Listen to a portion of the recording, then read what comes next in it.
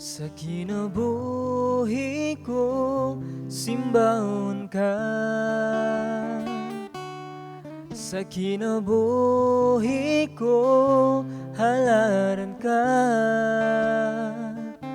Pasalamatan ang tanan nga nahimo mo, Jesus. Salamat sa pag-antos mo sa krus. Igabalik ang pagdaig ko, diha lamang kanimo. Sa kinabuhi ko, Jesus, o daygon ka. Sa kinabuhi ko, simbahon ka. Sa kinabuhi ko, halaran ka. Pasalamatan ang tanan nga nahimo mo, Jesus. Salamat sa pag-antos mo sa krus. Igabalik ang pagdaig ko, diha lamang kanimo. Sa kinabuhi ko, Jesus, o daygon ka. Kay sama sa ulan, ginabubuang gugma mo. Sama sa adlaw, musidla ka sa kinabuhi ko. Kay sama sa ulan, ginabubu panalangin mo. Dawaton ko ang tanan, Jesus.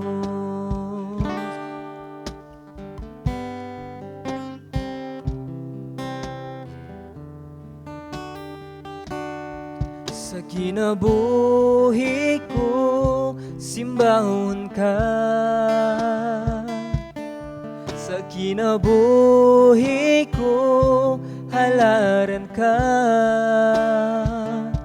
Pasalamatan ang tanan nga nahimo mo, Jesus. Salamat sa pag-antos mo sa krus.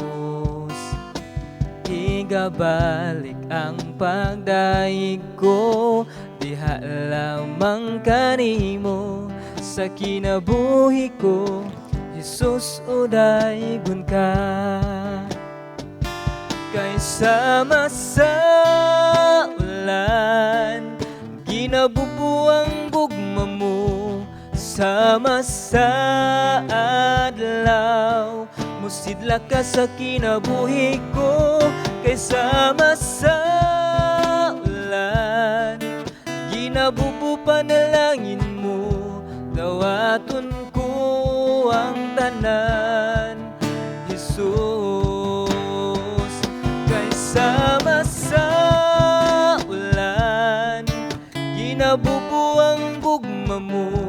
Sama sa adlaw, musidla ka sa kinabuhi ko.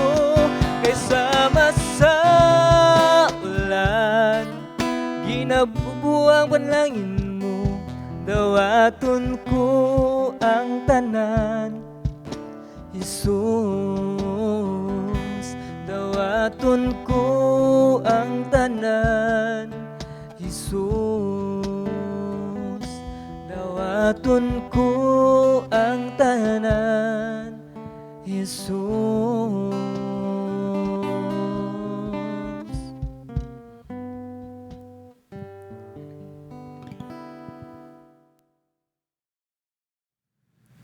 Mayong adlaw kanatong tanan, pasalamat sa Ginoo no sa laing adlaw na sad ang iyang gihatag diri kanato. Diin kita maka tuon sa iyang pulong. Karong kahaponon padayon ta sa ato ang series nga diin ang ato ang gistudihan ang pulong sa Ginoo diri sa una nga Tesalonica. So, kung namin mga Biblia ay sa una nga Tesalonica.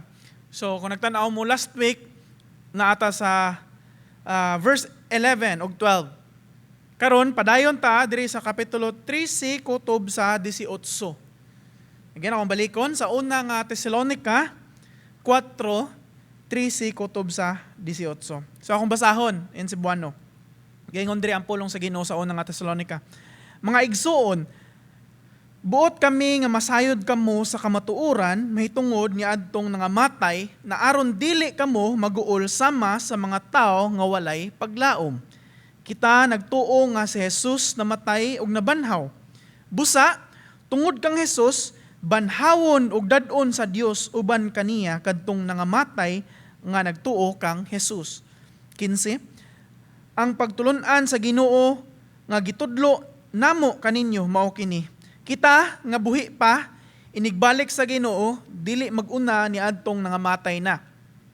Unya mabati ang singgit sa pagmando ug ang tingog sa arkanghel, ingon man ang lanog sa trompeta sa Dios, ug mukunsad ang Ginoo gikan sa langit.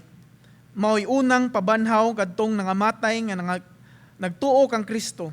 17. Unya kita nga buhi pa ni adtong adlaw bayawon uban kanila didto sa mga panganod aron pagsugat sa Ginoo. Ug kita unya uban na kanunay sa Ginoo. Kinalasang verse. Busa pagdasigay kamo tungod ni ining paglaoma. Magampot ta. Labing gamahanan og dalaygon ang mga Dios. Gin Lord, salamat kay ikaw ang amuang Dios ug among amahan. Hari sa tanan hari, nagmugna sa tanan Ginoo.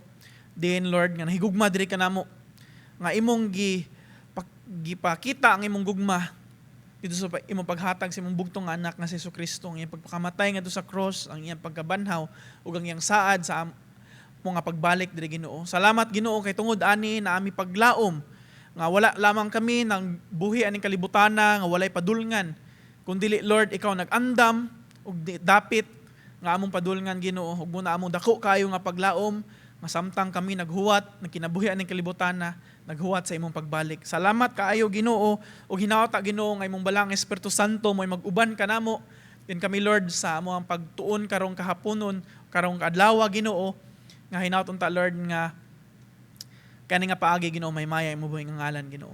Lord, wala mi lain tuyo kundi ang pagbayaw o paghimaya sa imong buhing ngalan. Hinawta Lord, mapasindunggan ka sa amo ang pagtuon karon. Kining tanan Lord ang gipangayo gipasalamatan sa ngalan ni Jesus. Amen. Again, may adlaw sa tanan, may buntag, may hapon or may gabi, depende unsa kang orasa nagtan-aw karon. Pasalamat usab ta sa Ginoo no nga gitagaan ta niya plataporma diin kaning atong YouTube nga makakita ta bisang unsang adlaw, bisang unsang orasa sa pulong sa Ginoo. Again, sa mga bag-o lang, naatay mga videos dira nga English, Chinese ug Cebuano. So kung namo diri karon sa Cebuano nga service, nagsunod ra gihapon ta sa topic sa Chinese ug sa English. Nga nag-series ta sa libro sa Thessalonians or sa Thessalonica. Nata sa first or una nga Thessalonica karon.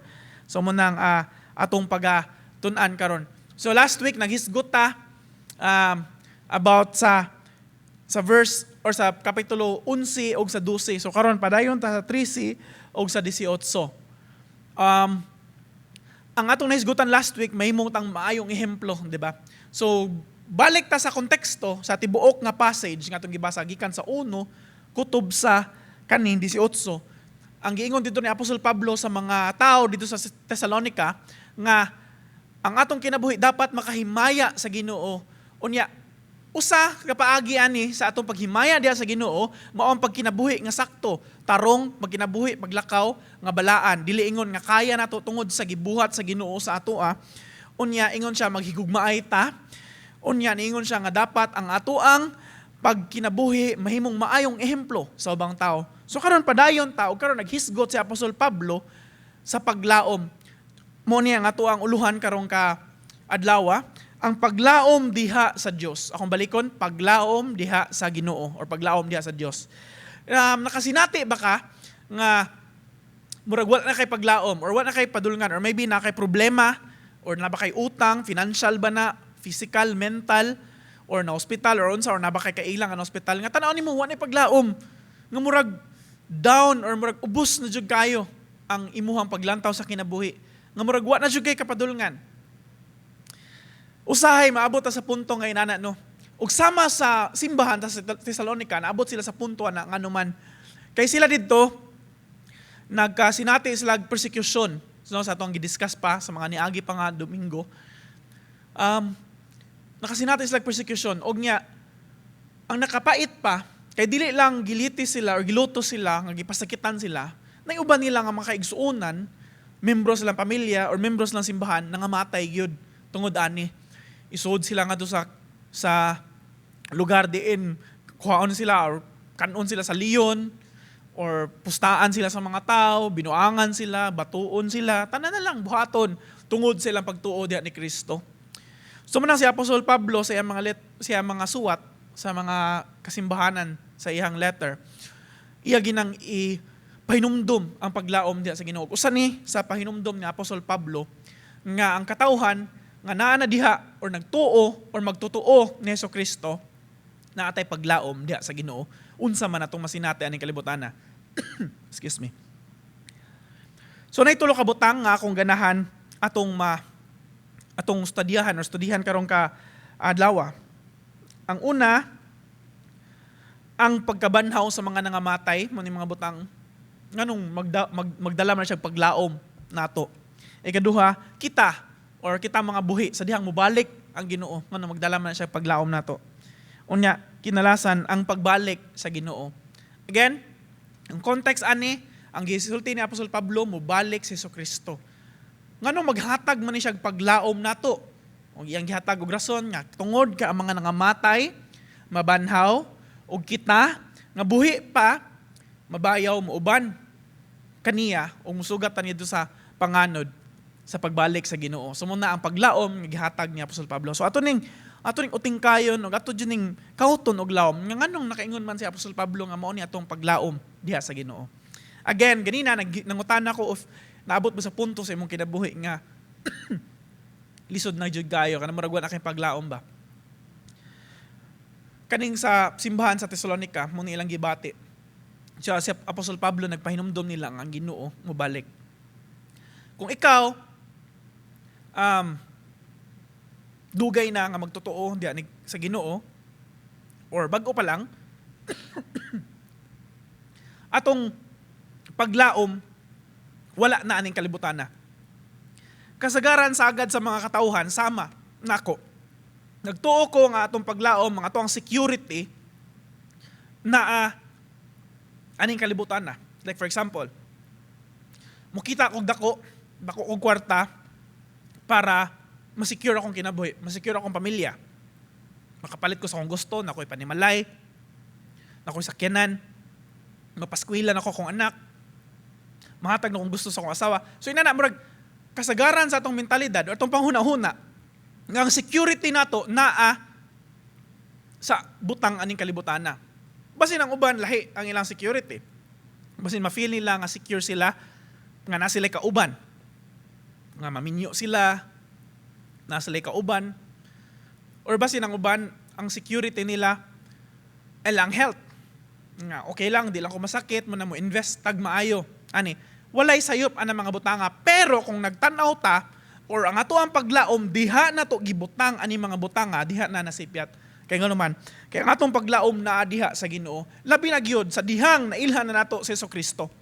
Nga naman, kay naabli naman atong mga mata sa kamatuoran nga kita makasasala nga bisag unsa natong paningkamot dili gid nato maluwas ang atong mga kaugalingon so man nanginahanglan ta og someone nga muluwas kanato og dihang nailhan nato si Jesucristo nga mao'y nagpakamatay ngadto sa cross para sa atong mga kasalanan tungod sa iyang dako nga gugma kanato nagpakamatay siya gilubong nabanhaw og nisaad nga mobalik siya diha nato nakita nga ang ato ang tinud-anay nga paglaom, ang ato ang tinud-anay nga security, wala day sa bisag unsa nga butang aning kalibutan na kundi naa day diha sa ato ang buhi nga Ginoo nga si Jesucristo. Nga naman, kaya lang, atong nasayran pod nga ang atong kinabuhi aning kalibutan na lumalabay lang.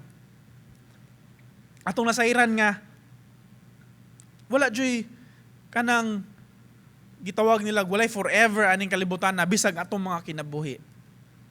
Kalit-kalit lang no. Karon healthy ka, ugma, wata kay baon sa mahitabo.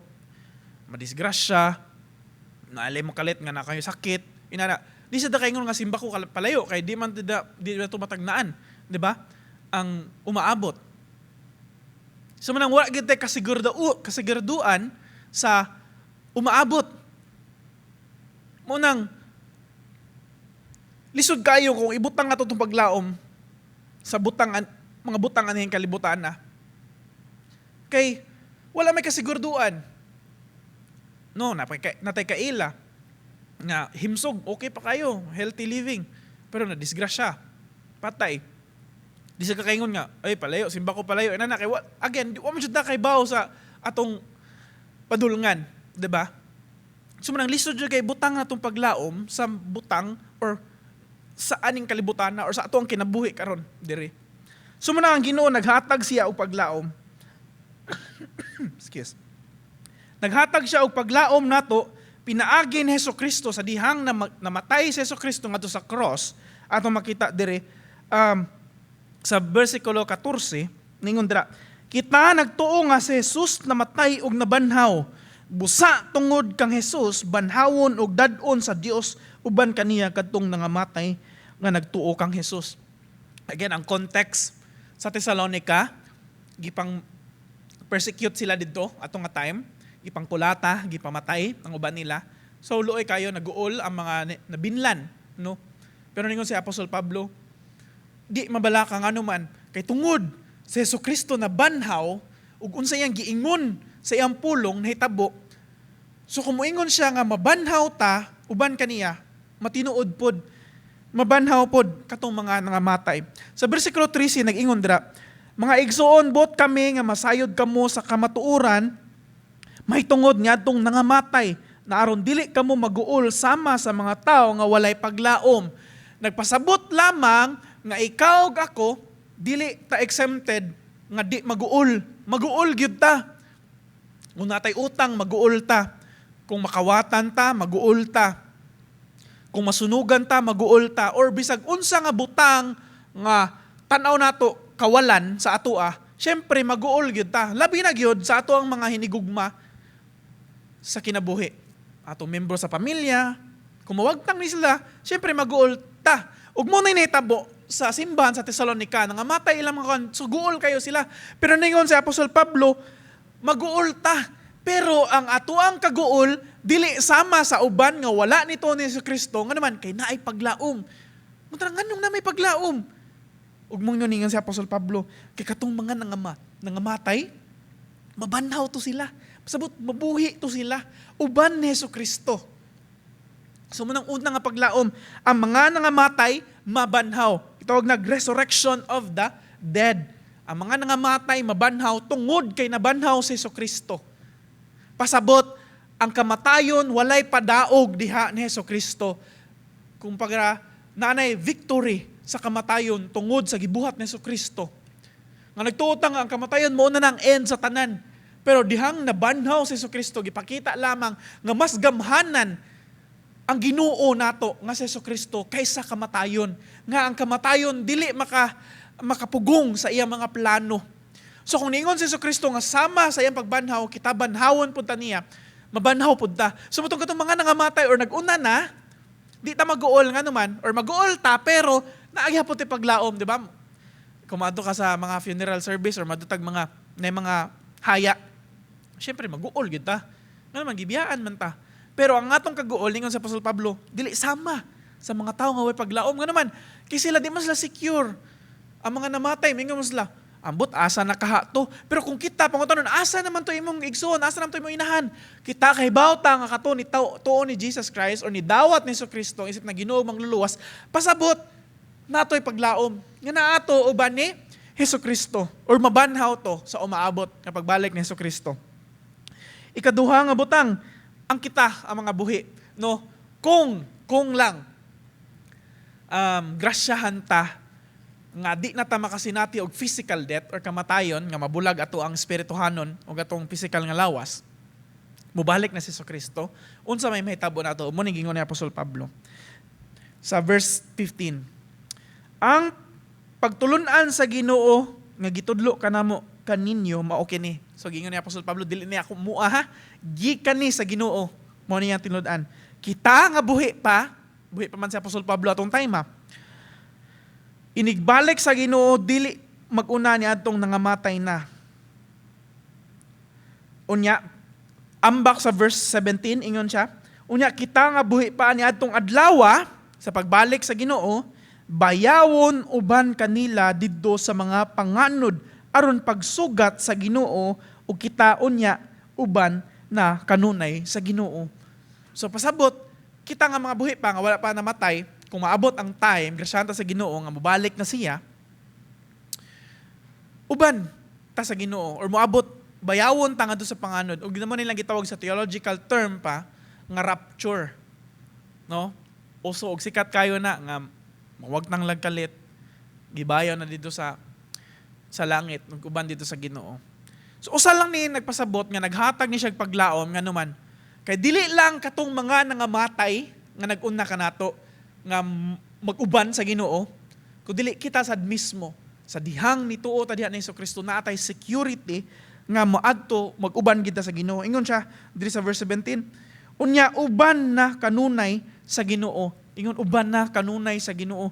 Hantod kanus aman ta mag-uban sa Ginoo sama sa tong pagkinabuhi diri sa kalibutan na 30 ka tuig, 60 ka tuig, 70 ka tuig. Si dili kanunay hangtod sa hangtod na nga mag-uban ta sa Ginoo. Ug ngano nakaingon ko nga mo ni dako nga atong paglaom kay baka ngano man i-compare nato atong kinabuhi dire ug ang mga saad sa Ginoo. Kung dire problema, kasakit, kagulanan na ay mga dili mga panghitabo, ay mga panghitabo nga dili uyon sa atong mga plano or sa atong kagustuhan. Pero sa dihang uban nata sa Ginoo, wala nay kasakit, wala nay kaguol, wala nay kamatayon. Hantod sa hantod na ta mag-uban diha sa Ginoo. Muna dako kayo nga paglaom nato sa pagbalik sa Ginoo. Nga naman, kay di naman ta mo balik sa tong karaan nga kinabuhi. Bag-o atong kinabuhi diha sa Ginoo nga wala nay katapusan nga nag-uban nga niya nga wala nay kasakit, wala nay sakit, wala nay cancer, wala nay luha nga motulo nga naman kay puros na lang kalipay kay nga naman nag-uban naman ta diha sa atong buhi nga Dios nga mao si Jesucristo.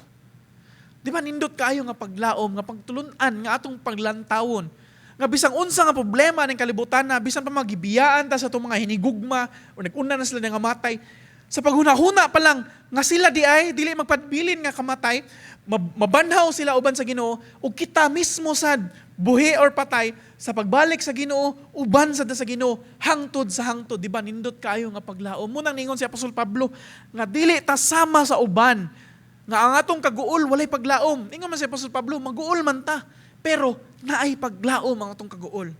So munang atong paglaom naa sa Ginoo, wala sa bisang unsa aning kalibutan na. Walay makapalit, walay makabaylo sa paglaom nga gihatag or gi-offer sa Ginoo sa atoa sa bisang unsa nga butang aning kalibutan na. Pila pa na ka bilyones, pila pa na kanindot nga kinabuhi aning kalibutan na. Walay makabaylo sa saad nga gihatag sa Ginoo. Ug ikatulo kani pinakanindot. So kung nagtuo ta kanindot kaayo nga, uy mabuhi day ang akong hinigugma or katong nag-una na nangamatay. Uy mabuhi day ko uban sa Ginoo. Napa jud pinakanindot. Sa verse 16 ningon dire. Unya mabati ang singgit sa pagmando ug ang tingog sa arkanghel. Ingon man ang lanog sa trompeta sa Dios ug makunsad ang Ginoo gikan sa langit. Maoy unang mabanhaw katong nangamatay nga nagtuo kang Kristo. Muni ang panglantawon nga makita nato trompeta, arkanghel. Nindot kayo ni siya kung atong tan-awon gyud no ang iyang study sa theological pero di ko mag-focus ana karon. Maybe other time. But ang akong fokusan karon ang dugay na natong gipinaabot. Or ambot kung ikaw kay gisuonan mo ba imong ipaabot? Or basi nag-aabot lang ka, no? Unsay mo gawas karong gabi karong hapon. Unsay mo gawas nga numero. Or basi nagpaabot lang ka sa imuhang anak nga gikan sa abroad. Pero natay gipaabot usa ang nisaad sa dihang namatay siya og nabanhaw siya. Ni saad siya nga mobalik siya. Ug imagine na, nga mao ni nga time ang pagbalik sa Ginoo. Unsa kanindot nga tanan nimong mga kalisdanan, tanan nimong luha, tanan nimong kagulanan, nawagtang tanan sa dihang nibalik siya. Ug di ko ka-imagine nga naman, kay walay butang nga makadescribe ana.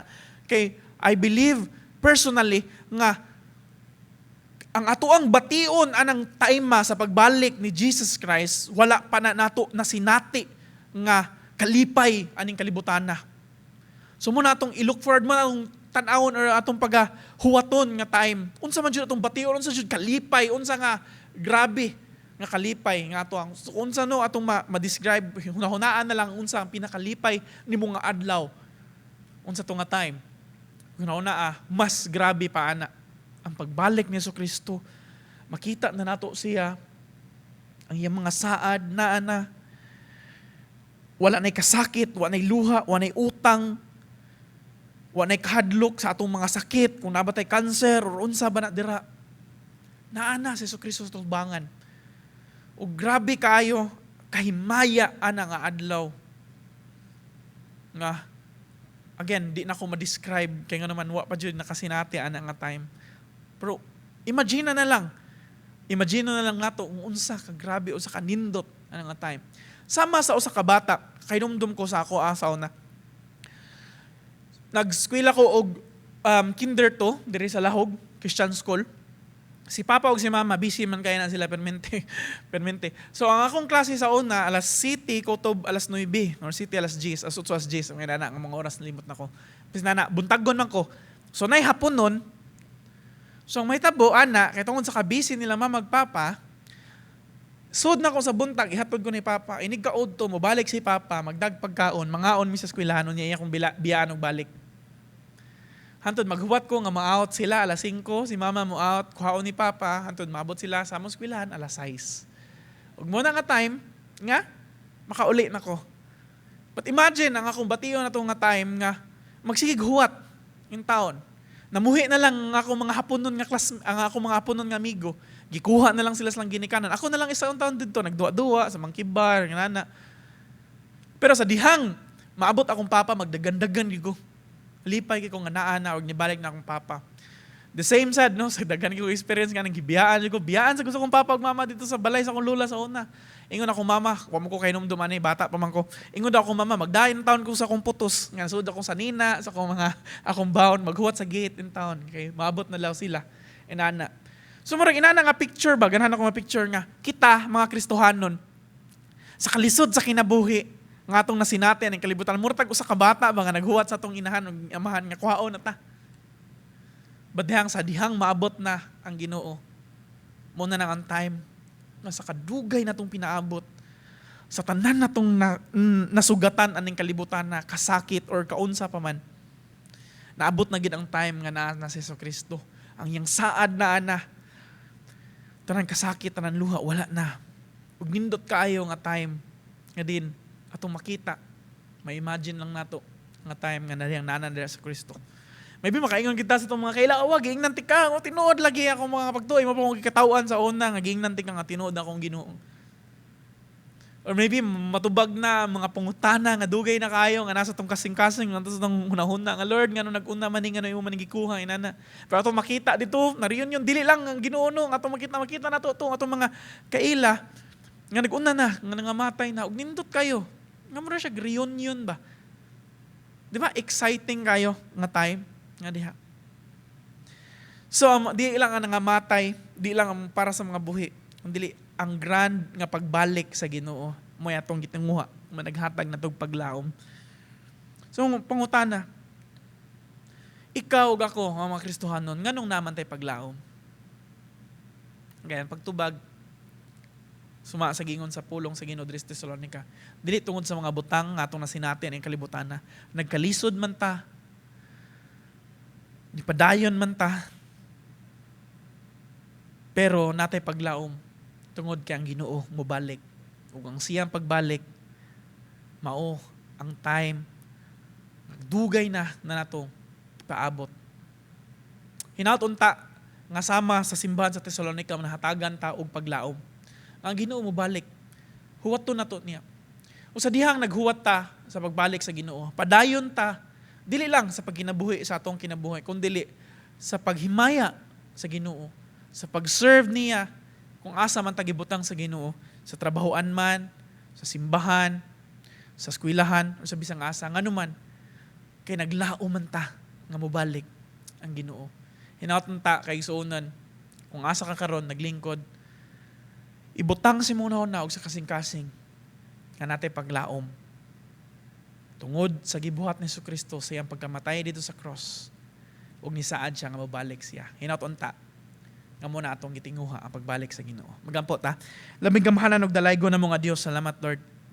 Di nang imong pulong Ginoo nagpahinumdum kanamo. Nga dili sama sa uban nga wala diha kanimo. Ang among kaguol nga gipang sinati aning kalibutan na Ginoo na ay paglaom. Tungod sa imong gibuhat sa dihang nagpakamatay ka ngadto sa cross. Kay imong gipildi ang tanan bisan ang kamatayon Ginoo. So tungod sa imong pagkabanhaw Ginoo, bisan lang katong mga nangamatay na mo banhaw sad. So Lord, hinaut unta Ginoo nga among kinabuhi, among ikinabuhi aning kalibutan na tinud-anay nga nay paglaom, dili sa bisag unsa nga butang aning kalibutan na, kun dili tungod sa imong mga saad diri sa among Ginoo. Ginoo, among gihuwat ang panahon sa imong pagbalik. Hindi na mo may imagine Ginoo unsa ka lipay, unsa ka joyful anang a time Ginoo sa dihang naanami sa imuhang presensya uban sa among mga hinigugma. Salamat kay Ginoo sa paglamom yung gihatag ka namo. Lord, wala may laing tumong aning kanibuhi kundi dili ang paghatag lamang sa imong himaya. So hinata Lord, ni himaya ka sa among mga tagsa-tagsa nga kinabuhi. Kining tanan akong gipasalamatan ug gibalik nako tanan dungog ug himaya sa ngalan lamang sa imong anak nga mong bugtong nga mangluluwas nga Jesucristo. Amen ug amen. Sa kinabuhi ko, simbahon ka. Sa kinabuhi ko, halaran ka. Pasalamatan ang tanan nga nahimo mo Jesus. Salamat sa pag-antos mo sa krus.